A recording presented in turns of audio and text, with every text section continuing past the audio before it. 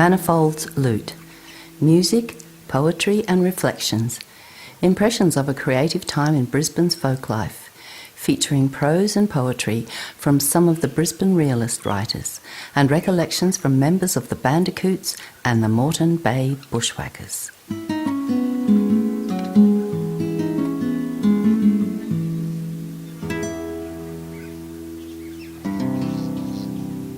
Manifold's Lute.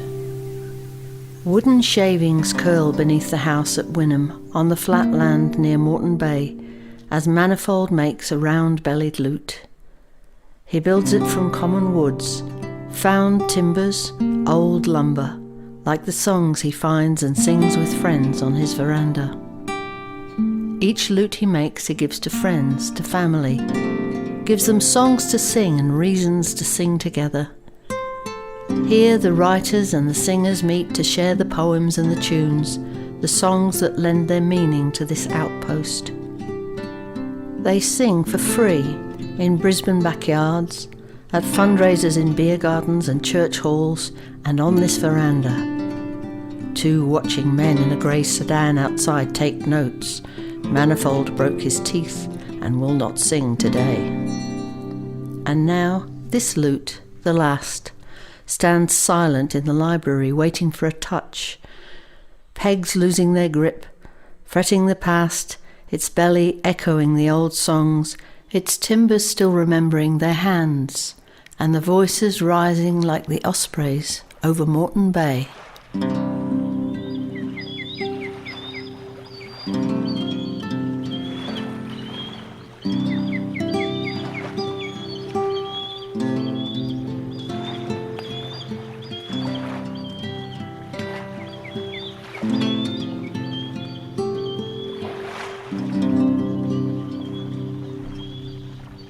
Born in Victoria in 1915, John Manifold became fascinated by folk song while studying at Cambridge University in the 1930s.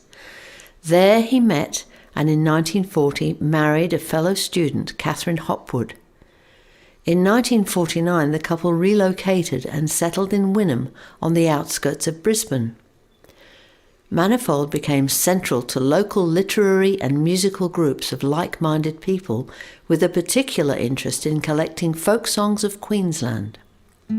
Following the Second World War, there had been a surge of interest in Australia's early migration and colonial past. Some folk around the country started collecting stories and old songs before they became lost in time. There were naturally different versions of some of the songs collected. An example was the song Moreton Bay. A version had previously been published by self-styled Last of the Bushrangers, Jack Bradshaw, in 1911. In 1952, with the help of Warren Bowden and Bill Scott, John Manifold assembled the definitive lyrics of the song using Scott and Bowden's recollections of versions they had collected and added a few essential lines from the Bradshaw version. In 1953, the first Bandicoot Ballads song collection was published by Ron Edwards' Ram's Skull Press. This first edition contained 8 songs, including Manifold, Bowden and Scott's version of Moreton Bay.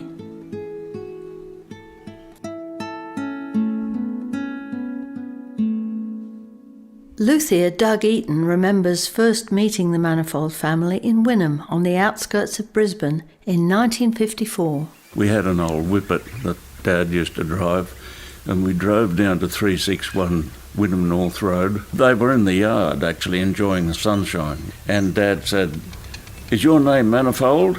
"Yes." And that's how a wonderful friendship began. On subsequent visits to the Manifolds, Mum and Dad and myself mainly, John would get out his guitar and play, and sing. And that was the first time I ever saw anyone with a guitar singing.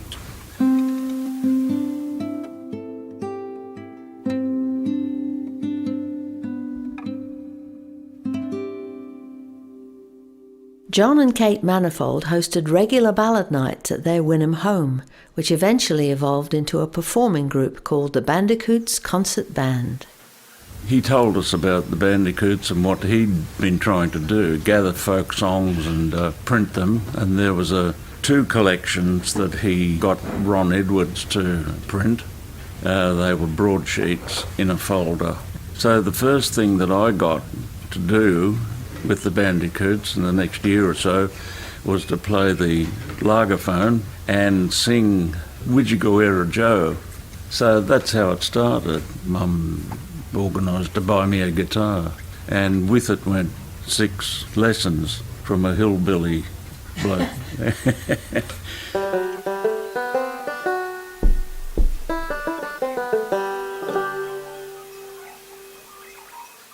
Here is an excerpt from Sing About, December 1957.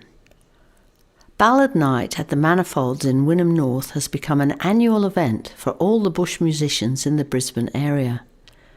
One remembers the unaffected and authentic recitations of Patterson by Brisbane Realist Writers, the vivid hornpipes and jack power by Maloof's mob, the virtuoso percussion of the Banana Benders, the Davies family's worldwide repertoire done with great dramatic force, the heroic remnant of the Moreton Bay Buxhwhackers in the Overlanders, and the lovely tone colour of the Bandicoots' mandolins and guitars. Orchestration is always interesting. Not all bands now consider the lagerphone essential. Spoons and currajon clappers, kerosene tin drums and castanets added percussive variety to the programme. But youth was the real feature of the night. The bearded figure with the concertina no longer typifies bush music in the mind's eye.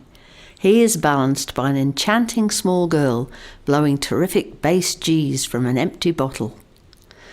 The final free-for-alls with an extempore orchestra of 30 volunteer players raised again, without solving, the question of concert arrangement for bush tunes.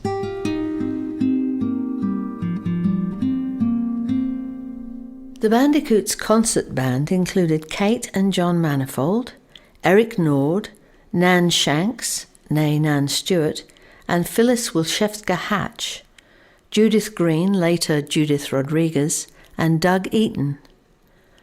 To find new material, John Manifold went on collecting trips. He would find the nearest pub and learn songs from the locals. He was the main collector. He'd been employed by the Queensland government to travel around to schools, and that gave him the opportunity of, going to the local pub or something like that to find out if there was anyone that had a song. Hugh Anderson produced a book. A few others did too.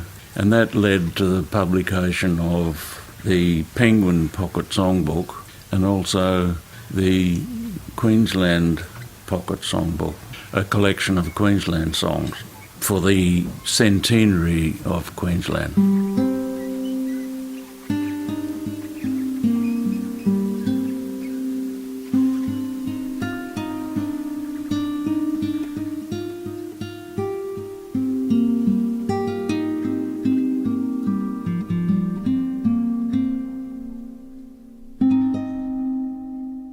While all this music was emanating from the house at Wynnum, there were other regular gatherings in the house. A group of writers known as the Brisbane Realist Writers, which included John and Kate Manifold, Bill Sutton, Tom Shapcott, Judith Rodriguez, Oodgeroo Noonuckle, then known as Kath Walker, David Maloof, Ron Edwards and Rodney Hall, met there to discuss their work and to engage in the dignity of collective creation. I knew all of them, all the realist writers. I wasn't a member myself. They used to meet regularly and, produced quite a lot of stuff, really. Short stories. Bill Sutton, who was manager of the People's Bookshop, which is attached to the Communist Party, he wrote short stories, and a lot of those were published. Of course, John used to produce poems occasionally, and I was actually working the printer in the Communist Party headquarters. So I used to get all these things to print. Ballad at Manifold's by Judith Rodriguez. I remember you, Kath. The quiet woman sat with Kate on a bench at Manifold'S, our mandolins. Those Saturdays, the Wynnum River Flats, a hawk circling, the ballads scored for guitar, violin, recorder, lagerphone. Oh, friends. Still lit and live 60 years on. John, full-throated, hailing the comrades in, workers, students, blacks. But it wasn't your scene. Just a few times I fronted your shy smile, your frank laughter. Slim woman in a pleated skirt. Surely Black Alice's jolly sneers snagged your pride. Being bossed to play, even friendly bossing, stirred a century's hurt. Your cause and your course clear, you were off through the weatherboard suburb to the bay, and out to the islands, your people waiting there, in want of words, you with the words to say.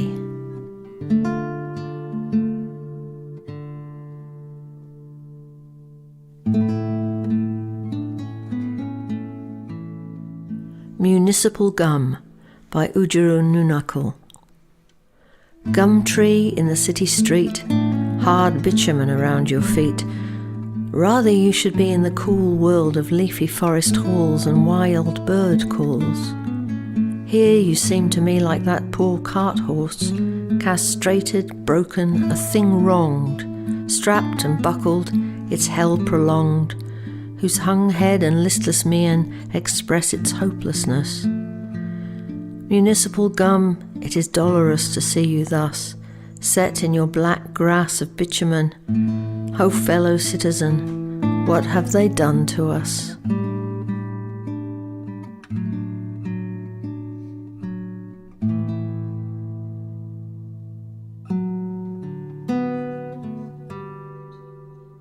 This is an excerpt from The Tomb of Lieutenant John Learmonth, AIF, by John Manifold. Read here by Lee Williams. Schoolboy, I watched his ballading begin. Billy and Bullocky and Billabong, our properties of childhood, all were in. I heard the air, though, not the undersong, the fierceness and resolve. But all the same, they're the tradition, and tradition's strong. Swagman and bushranger die hard, die game, die fighting, like that wild colonial boy. Jack Dowling, says the ballad, was his name. He also spun his pistol like a toy, turned to the hills like wolf or kangaroo, and faced destruction with a bitter joy. His freedom gave him nothing else to do but set his back against his family tree and fight the better for the fact he knew he was as good as dead, because the sea was closed and the air dark and the land lost. They'll never capture me alive, said he.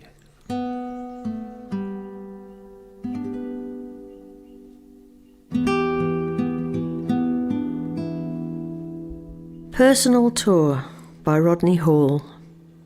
Here, my hand is warm. I'll guide you through my province, off the main road, down a cul-de-sac, away from any sign of suburb, into the gully where juicy leaves tremble by the cliff. It took me years to cut these steps in rock.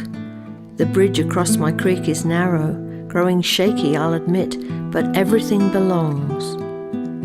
Above, you see the sunflower plants are joined, blazing petals mock the inconsistent sky. Creepers crunch beneath our feet, their clear juice wrung out green on planks. A crow sits calling in his tree, and two white cranes go circling him and circling. You ask me, is it always like this? What is there to say? Confessions of the pageant blood, invasions, brilliant fabrics, tempered steel, the burning, movement as it overwhelms, people so expressive that their faces are remembered as vehicles of change. Relax while everything is quiet, and camphor laurels cleanse us with their fragrance. Tell me if you wish. There's something decadent in all I feel, but don't mistake these for the timbers of Eden or of Calvary.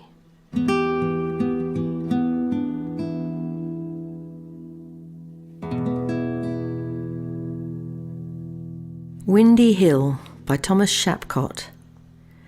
Dear, let us remember always this we hold now, such earth-fresh grass and exclamations of trees, the alive and sudden wind's hyperboles, and most from this hilltop, this dazzling, laughing view. This is, this once, the summit of place, and how the world climbs here.